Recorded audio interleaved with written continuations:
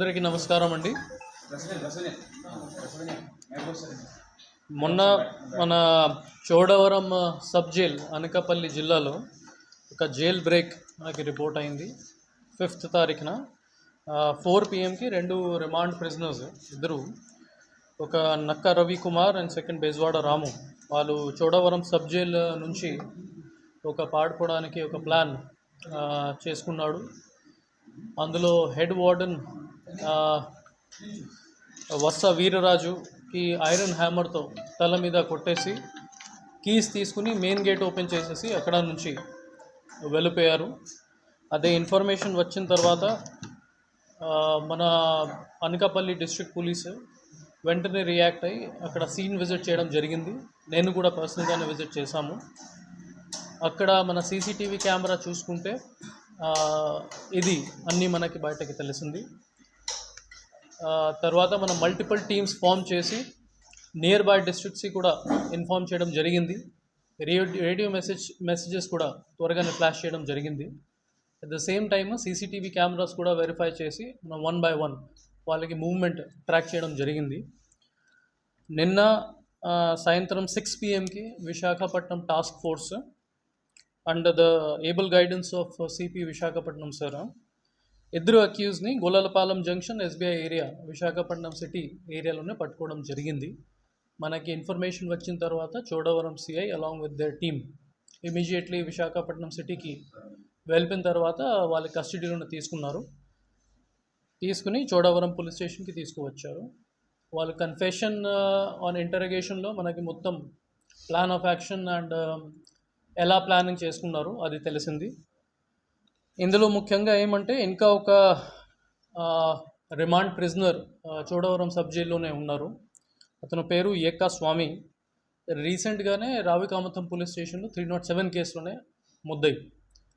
అతనే ముఖ్యంగా ఈ A1 and A2 Ravikumar and Bezawada రాముకి ఇన్స్టిగేట్ చేసి వాళ్ళకి ఎటువంటి షూరిటీస్ రావు, jail break is the only option అది చెప్పేసి ఇది ప్లాన్ అన్నీ ప్రిపేర్ చేసుకున్నారు. బికాస్ ఆఫ్ దాట్ ఇది అన్నీ చేయడం జరిగింది. Main reason for their escape ఏమంటే మన 3 రీజన్స్ మనకి బయటకు తెలిసింది in preliminary enquiry. Number 1, A1 and A2కి బెయిల్ వచ్చిన తర్వాత కూడా వాళ్ళు షూరిటీస్ అరేంజ్ చేయలేకపోయారు. So their chances of getting bail was very less. Second, ఈ హెడ్ వార్డెన్ మీద కూడా వాళ్ళకి కొద్దిగా పర్సనల్ గ్రడ్జెస్ ఉన్నాయి, దాని మీద కూడా ఇది ప్లాన్ చేయడం జరిగింది. అట్ ద సేమ్ టైమ్ ఇది అక్యూజ్ నెంబర్ 3 ఏకా స్వామి, అతనికి ఇన్స్టిగేషన్ మీద కూడా ఇది చేయడం జరిగింది.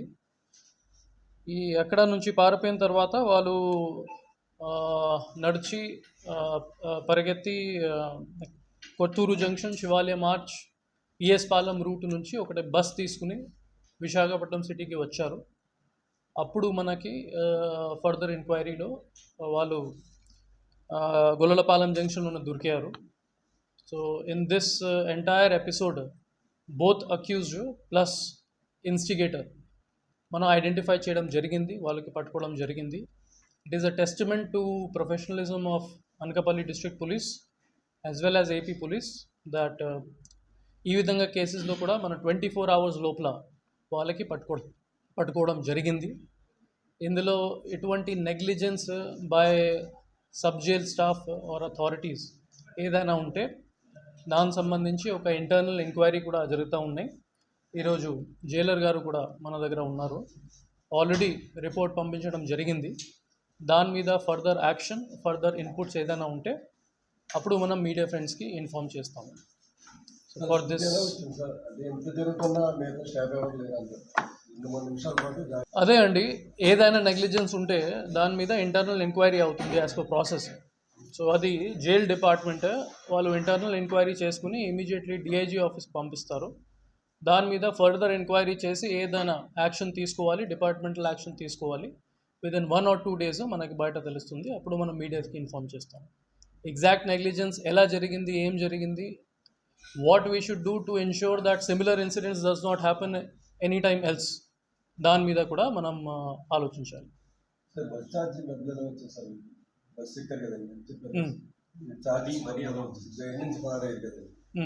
వాళ్ళకి క్యాష్ అలా వచ్చింది. అది కూడా ఇప్పుడే మనం పట్టుకోవడం జరిగింది కాబట్టి అది ప్రస్తుతానికి ప్రిలిమినరీ ఎంక్వైరీలో అది బయటకి రాలేదు. అది వచ్చిన తర్వాత మనం మీడియాకి ఇన్ఫార్మ్ చేస్తాం.